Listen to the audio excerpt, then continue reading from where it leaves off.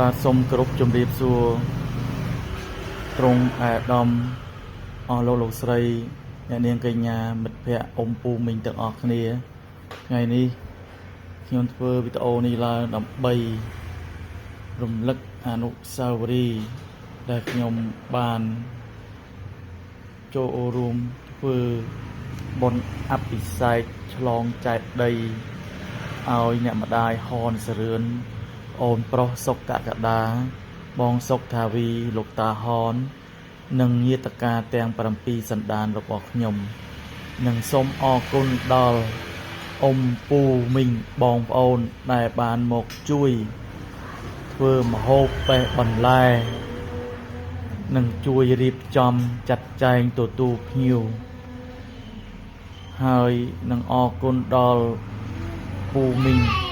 ដែលជួយ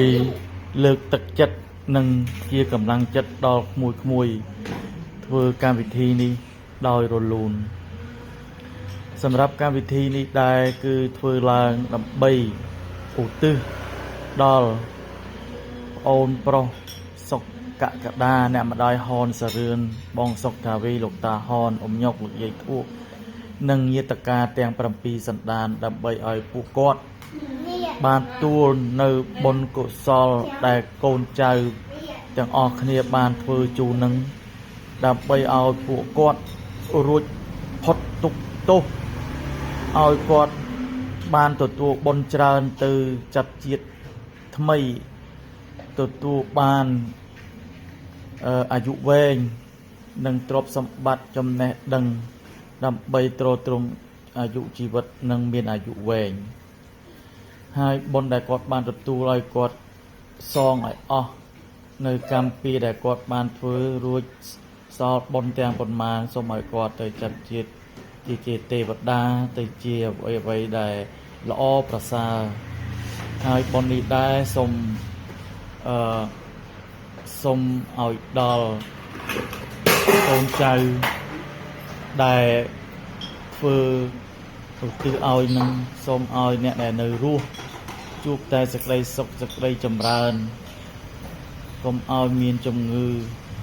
បៀតពួកគាត់ឡើយហើយកម្មវិធីនេះដែរគឺធ្វើឡើងដោយខ្ញុំបាទអូនស្រីខ្ញុំបាទអូនប្រុសខ្ញុំបាទប្រុសស្រីខ្ញុំនិងពូមីងអ៊ំពូមីងបានចូលរួមយ៉ាងសស្រាំដើម្បីញ៉ាំឲ្យកម្មវិធីនេះមានការអ៊ូអរសប្បាយរីករាយដោយពុនពេកកម្មវិធីនេះធ្វើឡើងគឺពួកខ្ញុំបានសហការគ្នាធ្វើដើម្បីឲ្យប៉ាយាយគាត់សប្បាយចិត្តនិង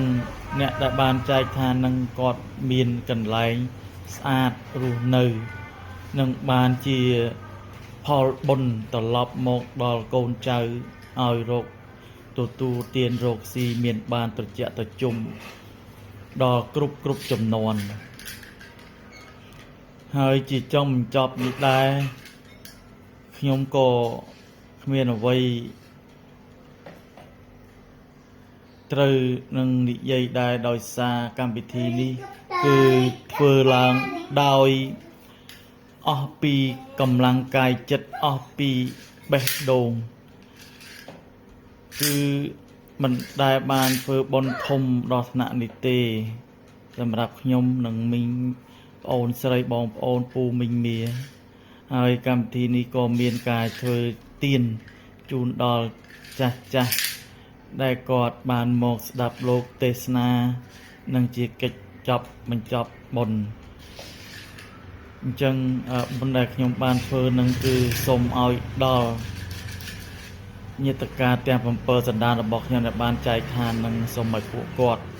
បានសុខសប្បាយនិងកើតជាតិណាអាយុវែងមានទ្រព្យសម្បត្តិហូរហៀនិងជាមនុស្សល្អបុគ្គលល្អដល់សង្គមជាតិ ហើយនឹងសូមអរគុណទៅដល់ទ្រង់អាយដាមអស់លោកស្រីអ៊ំពូមីង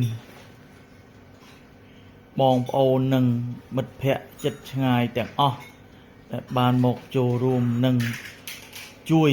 សហការដើម្បី